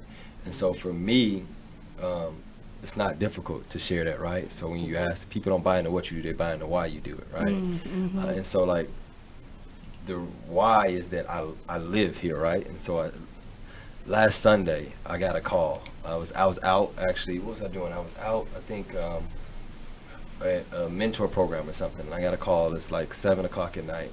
It's my fiance, and she's in a frantic, like super freaked out. And I'm like, what's going on? What's happening? What happened? And she's like, the police are outside. Somebody got shot. Somebody got shot in front of my house. A woman got shot in front of my house. And so when I got home, there was do not cross police line tape and blood, like literally right in front of my stairs. It was tied around my rail. And the fact that happened in front of my house, like I'm not like living somewhere like in one of the nicer areas. Like I live in West Baltimore. Like I'm not living in the castle, not from the county. Like this is what I live, right? Mm-hmm. Every single day. And so I don't think that anyone should have to deal with that, right? Mm-hmm. And so that is part of my passion. And I'm not just, the work that I do isn't just for other people, but it's also for me to be able to affect and create positive change to what I believe the way people should be able to live, no matter what zip code you happen to be born in, no matter what your economic background is, right? Just because you're poor doesn't mean you don't deserve nice things. And so being able to develop solutions that can make sure that no one else has to deal with coming home or getting a frantic call from someone because somebody's been shot in front of their house, right? That's a reality for so many people in Baltimore City every single day. And we need real solutions to create and affect change so that people don't have to live like that. But so many of our leaders, and it's not the only reason why I voted for you, but it was more so you seem the most connected to it.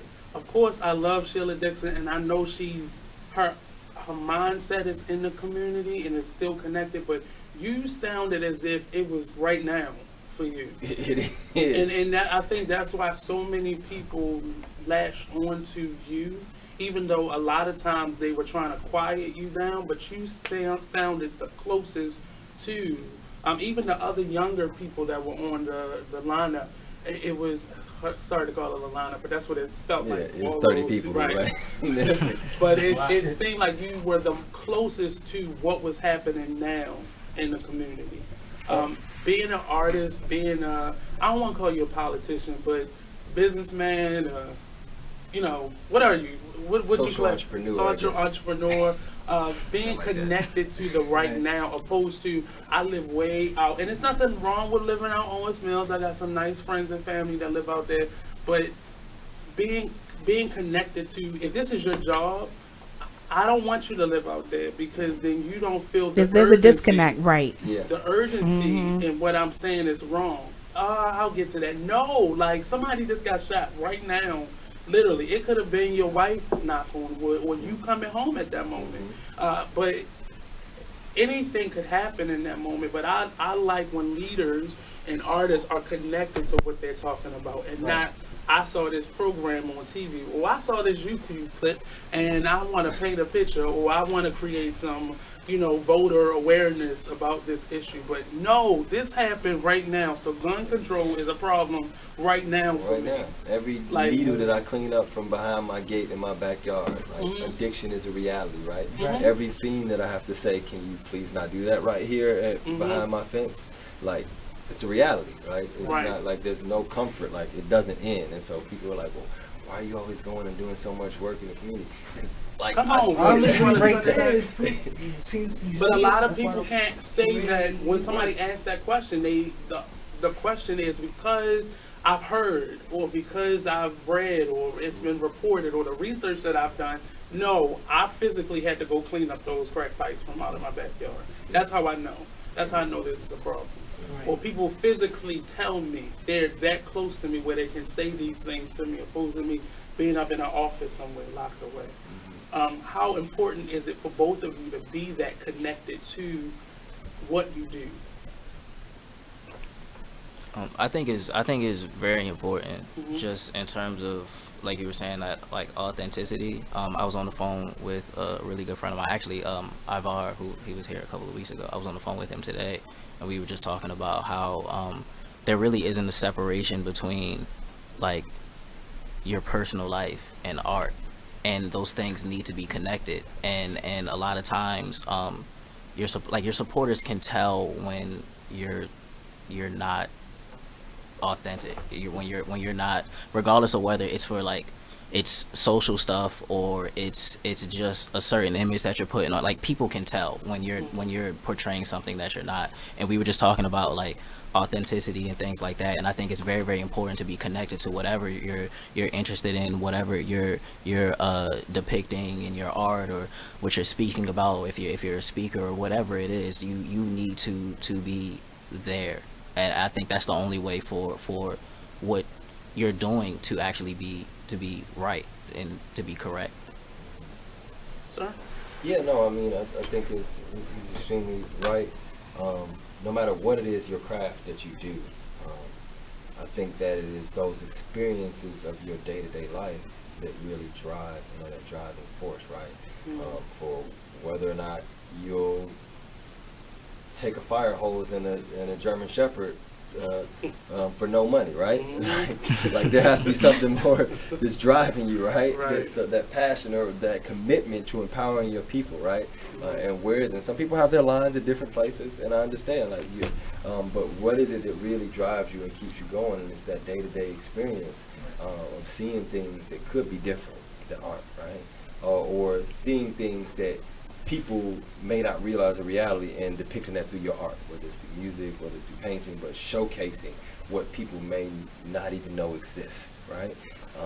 And giving them a different perspective, or giving them the opportunity to view the world through your lens.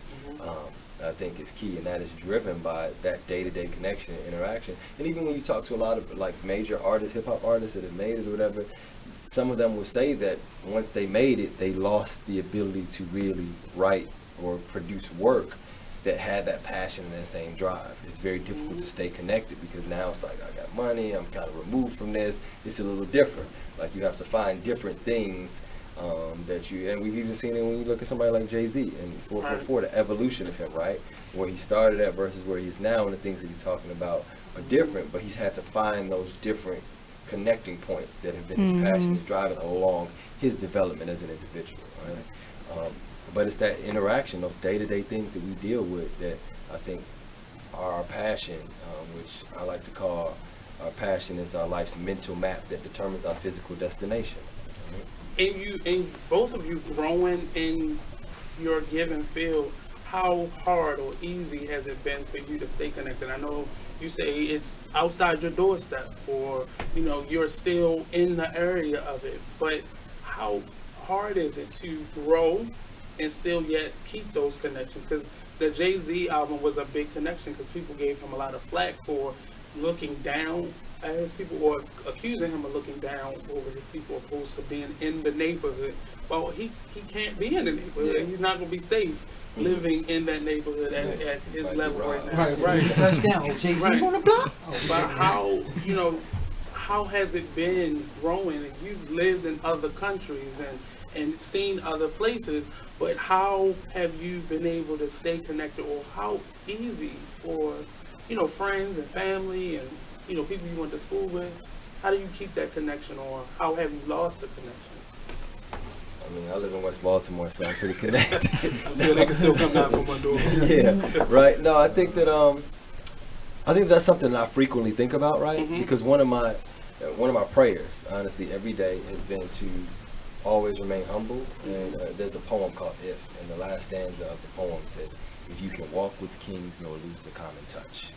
And that is something that I aspire to do, to be able, no matter what situation I go into, to be able to operate and navigate those situations. And so that's something that I honestly do think about a lot, not wanting to become disconnected. There's people that I've looked at and I've literally said, I never want to become like that. I never want to become that disconnected to where I treat people like that. You're talking to a guy who is valet parked cars, who's worked as a server, who's worked as security, and seeing how people treat you when you're in those roles compared to when I have my suit on and I'm running for mayor, right? And never wanting to be that guy, that person who treats people differently based on their background, but really be connected and have a passion and care for people no matter what their background is or what their job is. And so that's something that I do think about, and it's a constant reminder to myself so that I can remember not to get in those situations and become that arrogant a-hole that everybody doesn't like. Your first time here, it was me meeting you after the Sowebo Festival, and you kind of hinted towards what was about to happen, but none of us sitting at here at the table thought that was about to happen. And I remember myself and Amma, my other co-host, we were watching you like, what's about to happen? He about to get real Hollywood on this. He about to be real like special in the city. And it like that made me watch what you were doing that much more. So I actually got to hear everything that you were saying. Not that I wasn't listening to, I couldn't listen to all the other 30, 20 some candidates, but it made me watch you more because I watched other people who, when I was younger, I knew them. They went to the hair salon with my mother, and then they became this politician, and they became different. Like, you could not, I mean, of course, you have to, you know, separate yourself sometimes, but they became different. And they became real used to, you know, the distance. Like, that became what they did. Like, you can't touch them anymore, whether they are or aren't the mayor or... And there's certain things that I think do change, like you get busy, so you get scheduling, there's certain things you can't do. There's certain places that you can't necessarily go, or you can't stay at the club necessarily to be the last person to leave anymore. I'm going to get a snapshot. Like whatever. But I mean, for me too, I think a big ground for me is my family, right? You're talking to somebody who's like, like I said, I got cousins that never left the 6-block radius. I got a cousin that's serving 25 years to life right now in jail. Like, my whole family was gangsters, and so like when I go home and like when I see them, like I'm not gonna treat them any different. Like, that's also a reminder to me of where I come from. And like, if it wasn't for my older brother who was in the streets forever, like I might not have made it out. if people didn't know that I was his little brother, like Right. who knows what would have happened to me, right? But because of these things, I have a certain respect and humility and understanding of it that I think also keeps me connected. So, you know, I'm trying. And if you ever see it, just say, hey, you getting bougie. Don't tell me, because it was on camera now.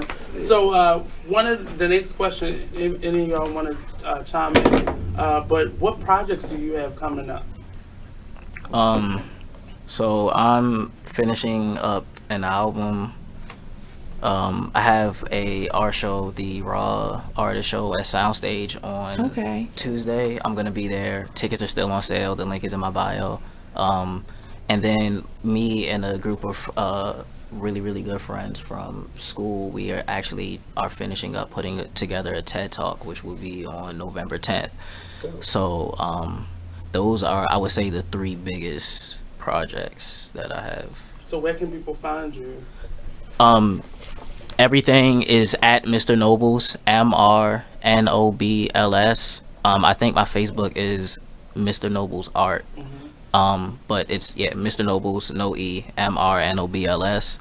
Usually the link to whatever is the most important will be in the bio or wherever. So the link to the tickets is in the bio. And that's across everything. Twitter, I'm not on Twitter that much, but Instagram, Facebook, everything. I mean, I like to stay busy. There's always a lot of stuff. Of course, I'm getting ready for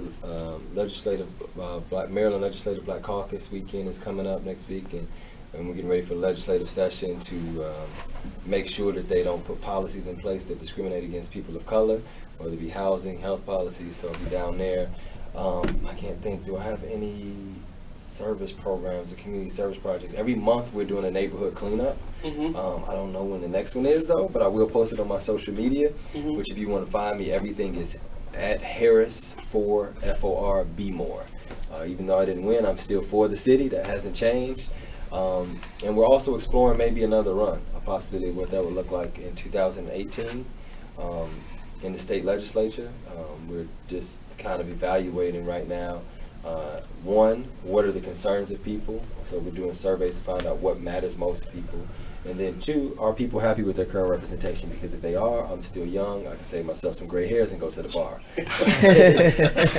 And so that's kind of what we're doing right now. Sir. And so it just depends on if we are able to put together a team of folks who are like, yeah, let's do this. We're going to make it happen for real. We have a nice telephone voice if you like a telephone caller. Okay, we definitely do. If we do decide to use, we will need some phone bankers. We got about 17,000 phone numbers that need to be dialed. So. You supposed to just say that after you say that. Hold up, bro. I'm gonna call you right back. Yeah.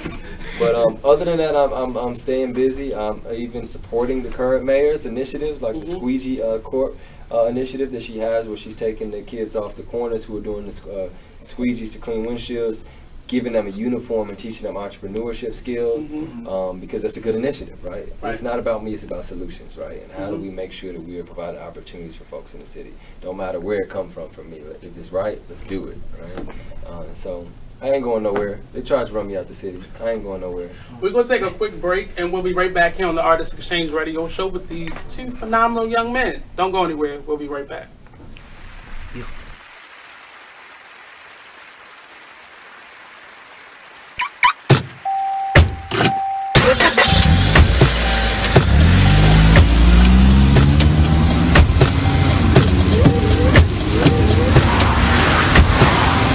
Driving has a rhythm all its own. Don't wreck it with a text.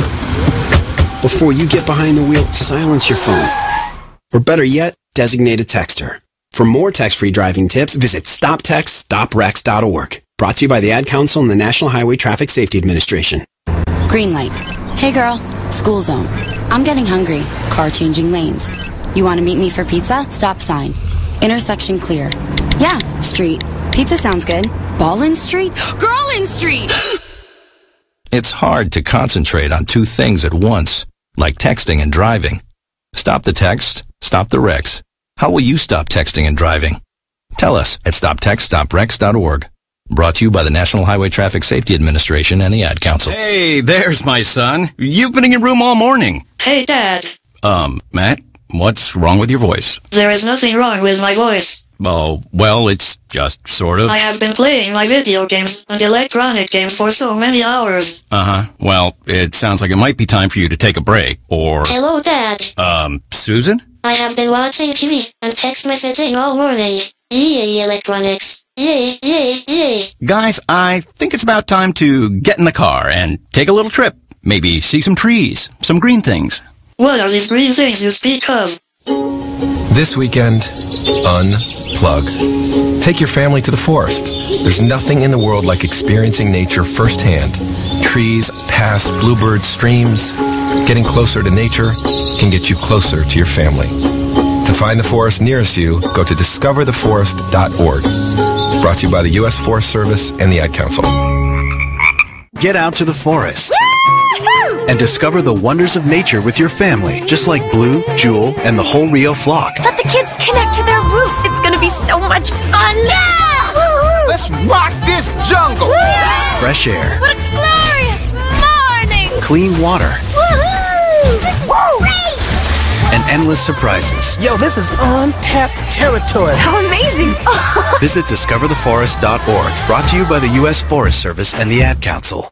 So when you get to the corner of Smith and Orchard, you're going to want to take a left. You are not going to. Then what you're going to do is turn onto Marcy Avenue. Just broke up and go past the first 3 lights and then take the next left. I don't really think 5 more blocks and you should be there. there. Who am I to judge, right? Park on the right. That's I'll what see I you heard later last tonight. night. It's hard to concentrate on 2 things at once, like texting and driving. Stop the text, stop the wrecks. How will you stop texting and driving? Tell us at stoptextstopwrecks.org. Brought to you by the National Highway Traffic Safety Administration and the Ad Council. This message is for all of you sitting in the passenger seat, and apologies if it gets a little uncomfortable, but how does it feel to be at the mercy of someone who thinks a random text is more important than your life? Someone who takes their eyes off the road while speeding along in a 3-ton hunk of steel. Freaky, right? Well, why not just ask them to stop? Or better yet, volunteer to text for them. It might be a little awkward, but believe me, you'll live. Learn more at stoptextstopwrecks.org. Brought to you by the Ad Council and the National Highway Traffic Safety Administration. Green light. Hey girl, school zone. I'm getting hungry. Car changing lanes. You want to meet me for pizza? Stop sign. Intersection clear. Yeah, street. Pizza sounds good. Ballin Street? Girlin Street! It's hard to concentrate on 2 things at once, like texting and driving. Stop the text, stop the wrecks. How will you stop texting and driving? Tell us at stoptextstopwrecks.org.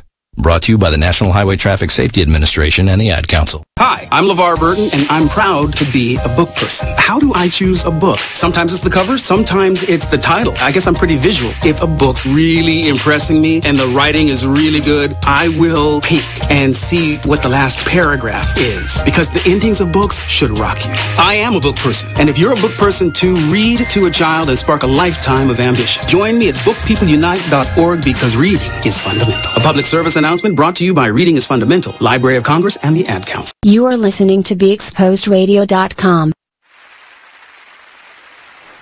Welcome back to the Artist Exchange Radio Show. Sometimes I get a little passionate about politics because it's something that I had to really relearn, because what I thought I knew, I did not know. And I didn't understand how certain people could rise to the top, or how politics was really about money and the whole clique, popular gang.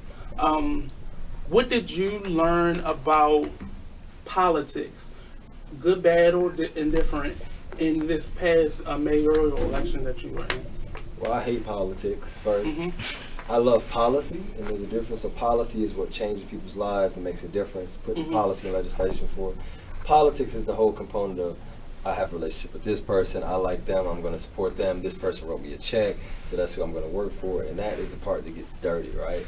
And so in politics, you're right, it is a lot about money, and particularly in Baltimore, so we've been surveying the community. I had a lady whose door we knocked on, and she literally told me that I needed to get money so that I could put as many signs up as possible so that people can recognize my name, which unfortunately is partially true.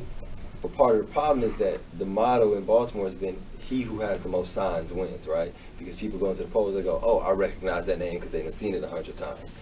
And so what that does is that leads to people going into the polls uneducated about who a person is. It's just, I recognize the name. And so for me, I kind of despise that model, and I believe that we actually should do the legwork to reach voters and to educate them about where we stand on things and get them to believe in us. And that's something that hasn't happened before. And that's part of the thing that I wanted to push. That's one of the reasons I ran not as a Democrat or Republican, but as a Green Party candidate. Because when I knock on your door and I tell you I'm not a Democrat or Republican, more than likely when you close that door, you're going to Google to figure out what is a Green Party and understand what your options are as far as party and why you didn't know about it right before. And so I learned a lot about that. Politicians and politics during campaigning usually take the easy way out, and money usually fuels that.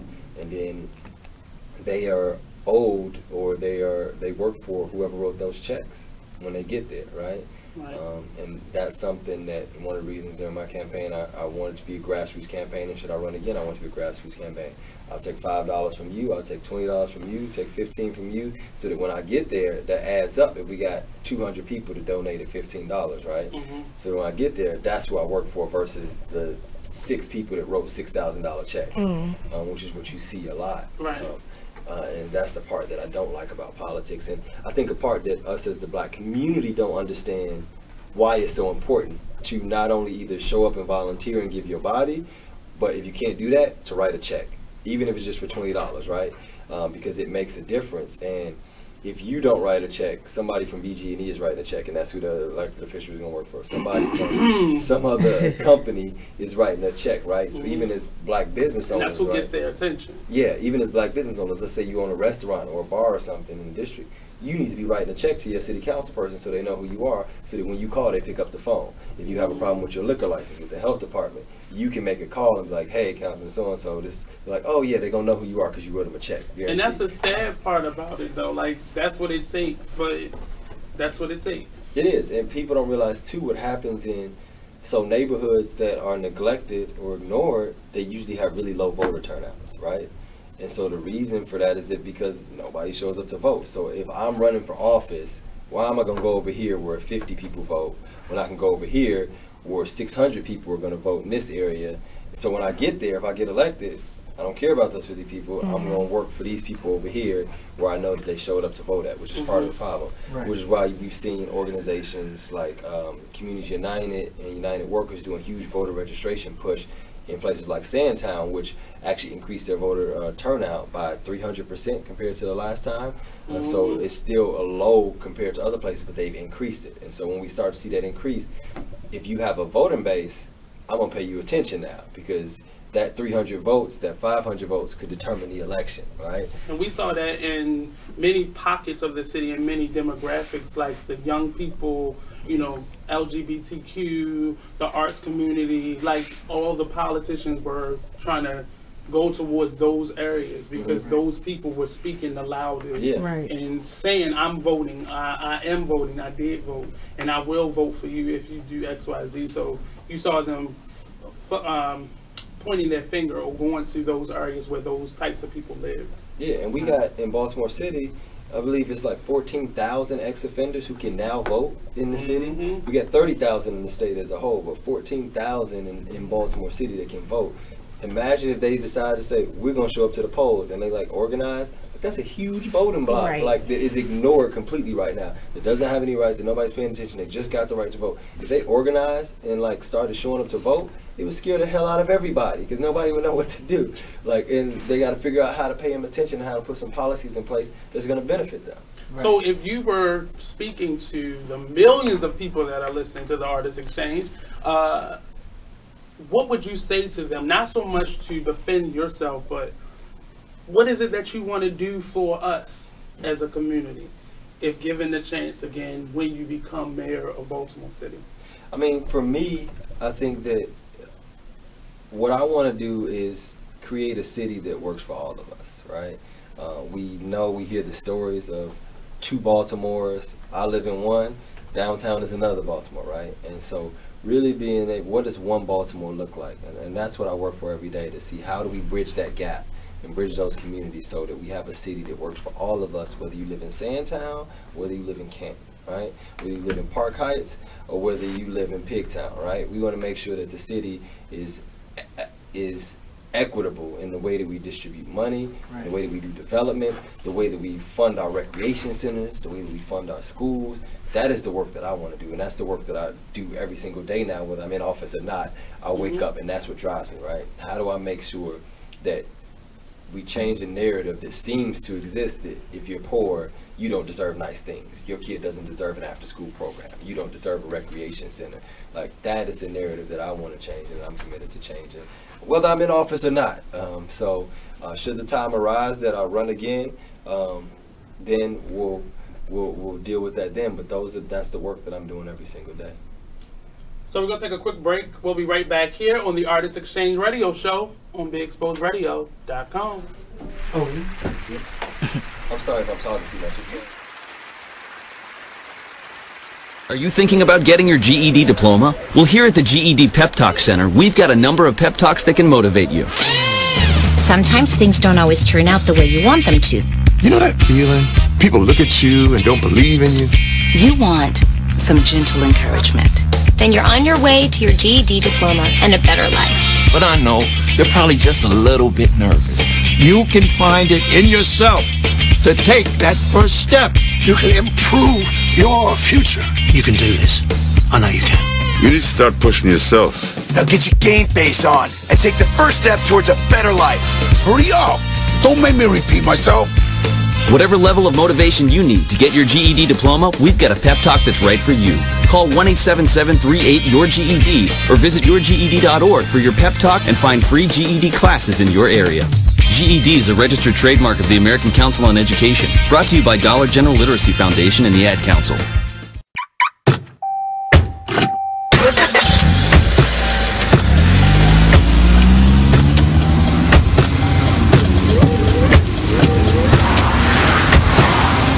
Driving has a rhythm all its own.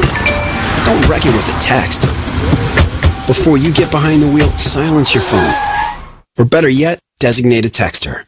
For more text-free driving tips, visit stoptextstoprex.org. Brought to you by the Ad Council and the National Highway Traffic Safety Administration. Green light. Hey girl, school zone. I'm getting hungry. Car changing lanes. You want to meet me for pizza? Stop sign. Intersection clear. Yeah, street. Pizza sounds good. Ball in street? Girl in street!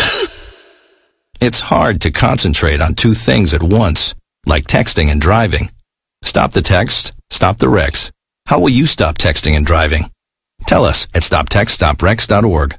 Brought to you by the National Highway Traffic Safety Administration and the Ad Council. Check out what you missed on Be Exposed Radio. Listen to Elizabeth Warren talking about Black lives and Black life. Police are not occupying armies. This is America, not a war zone.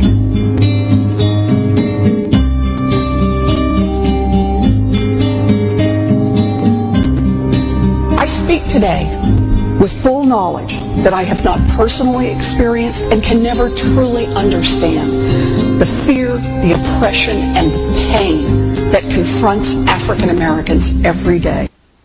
Don't you just want to kill yourself? I mean, not from what she was saying, but from the music that was playing. You are listening to BeExposedRadio.com. To ask questions to create a safe space to actually begin to have those dialogues. Hey, what's up, and welcome back to the Artist Exchange Radio Show here live only on BeExposedRadio.com. It's me, your host, Nate. Our co-host, Mr. Hollywood. Hey, how y'all doing? And Sweet Baby. Hey, hey. He's a weird person. And we have Mr. Nobles. Joining us is Mr. Harris joining us today. And give us the topic one more time.